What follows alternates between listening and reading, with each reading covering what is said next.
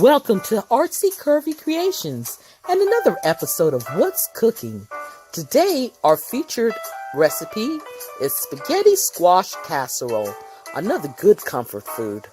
Now, recently our church had a community food distribution where we helped a lot of folks that were in need.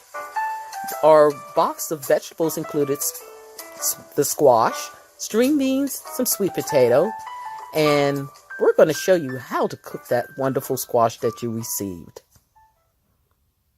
Now, for the rest of the ingredients, of course, we used the squash, smoked turkey sausage, cheddar cheese, and bell pepper and onion trio, which is a great time saver, and you'll find that in frozen food department.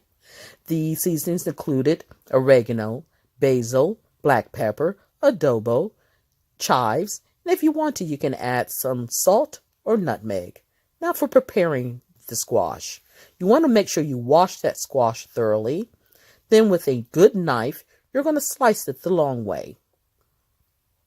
Once you've sliced the squash, you're going to find that there is a bed of seeds in it.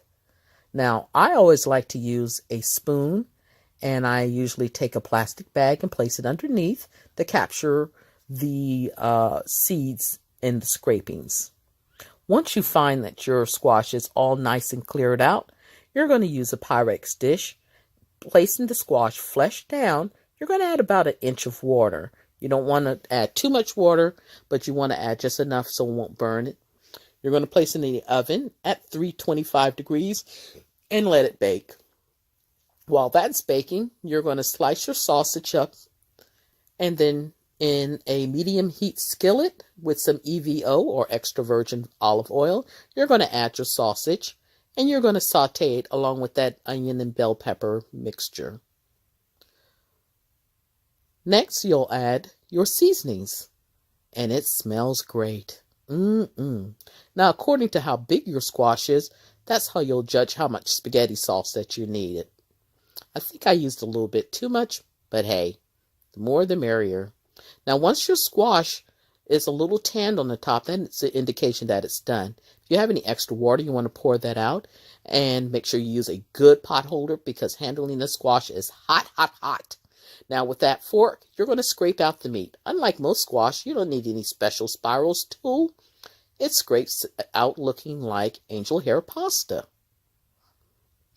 Now, you want to make sure you scrape out all the flesh out of that shell, and you can dispose of the shell. Now, as I warned you, it's hot to handle.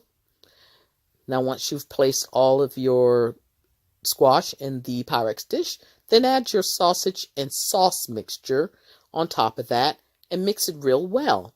Spread it out evenly in your Pyrex dish, and then you'll add in your cheese on the top.